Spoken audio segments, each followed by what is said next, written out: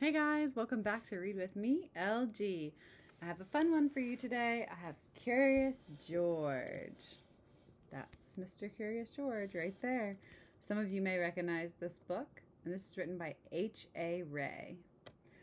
This one was well loved. This was one of my brother's favorite books when he was a kid, so the spine is kind of falling apart and there's some water stains and dirt on there, but this is a great book. And we're going to jump right in, okay? All right. This is George. He lived in Africa. He was very happy, but he had one fault. He was too curious. George looks pretty happy, doesn't he? One day, George saw a man. He had a large yellow straw hat. He had on a large yellow straw hat. The man saw George, too. What a nice little monkey, he thought. I would like to take him back home with me. The man put his hat on the ground, and of course, George was curious. He came down from the tree to look at the large yellow hat.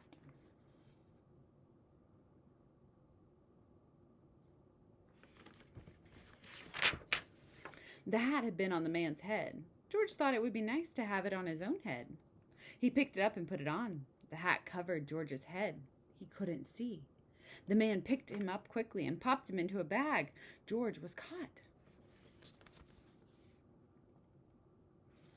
There's the monkey, and then there's George. See, he couldn't see, so the man picked him up. The man with the big yellow hat put George into a little boat, and a sailor rowed them both across the water to a big ship. George was sad, but he was still a little curious. So there's George. He'd probably never been on a boat, huh? On the big ship, things began to happen. The man took off the bag. George sat on a little stool, and the man said, George, I am going to take you to a big zoo in a big city. You will like it there. Now run along and play, but don't get into trouble. George promised to be good, but it is easy for little monkeys to forget. I wonder what George is going to get into. On the deck, he found some seagulls. He wondered how they could fly. He was very curious.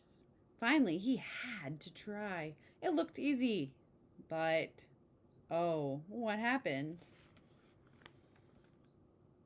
So he's thinking, that doesn't look too bad. What are monkeys meant to fly? First this, and then this. Uh-oh, he plopped into the water. So he did kind of fly for a second, right? Then he fell into the water.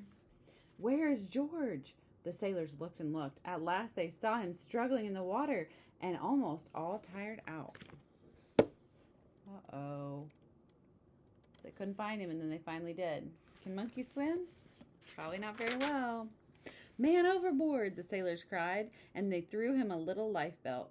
George caught it and held on. At last he was safe on board. All that water came out of his belly. After that, George was more careful to be a good monkey, until at last the long trip was over. George said goodbye to the kind sailors, and he and the man with the yellow hat walked off the ship onto the shore and into the city to the man's house. So there they are, getting off.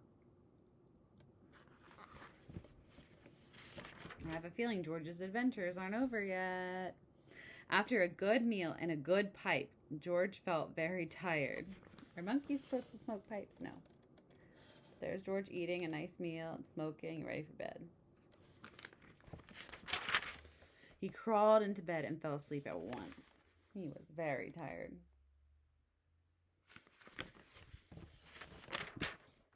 The next morning, the man telephoned the zoo. George watched him. He was fascinated. Then the man went away. George was curious. He wanted to telephone too. 1, 2, 3, 4, 5, 6, 7. What fun! So was he dialing an actual number? No, but he was dialing numbers in general, right? Ding-a-ling-a-ling. George had telephoned the fire station. The firemen rushed onto the telephone. Hello, hello, they said, but there was no answer. Then they looked for the signal on the big map that showed where the telephone had come from. They didn't know it was George. They thought it was a real fire. Uh-oh. They're looking. Hurry, hurry, hurry. The firemen jumped onto the fire engines and onto the hook and ladders. Ding dong, ding dong. Everyone out of the way. Hurry, hurry, hurry. So there they are, racing.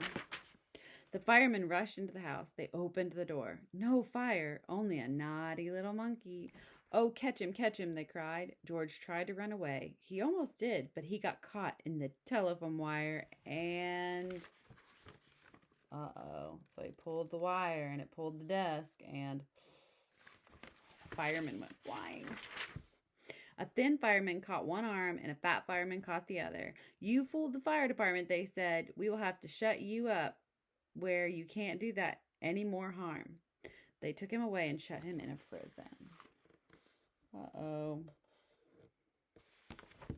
Poor George. George wanted to get out. He climbed up the window to try the bars. Just then, the watchman came in. He got on the wooden bench to catch George, but the watchman was too big and heavy. The bed tipped up. The watchman fell over, and quick as lightning, George ran out through the open door.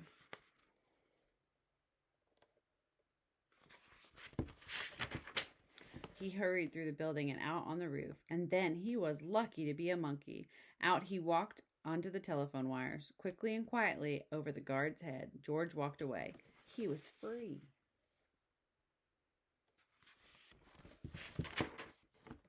Down in the street outside the prison wall stood a balloon man.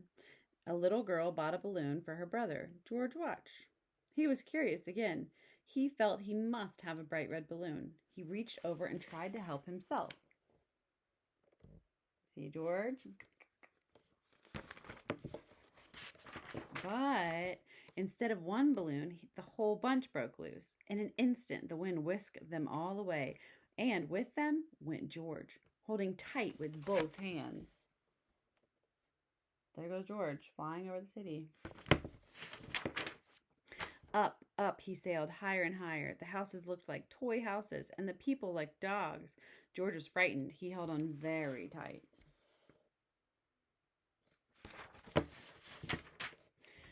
At first, the wind blew in great gusts. Then it quieted. Finally, it stopped blowing altogether. George was very tired. Down, down he went, bump, onto the top of a traffic light. Everyone was surprised. The traffic got all mixed up. George didn't know what to do. Then he heard someone call, George! He looked down and saw his friend, the man with the big yellow hat.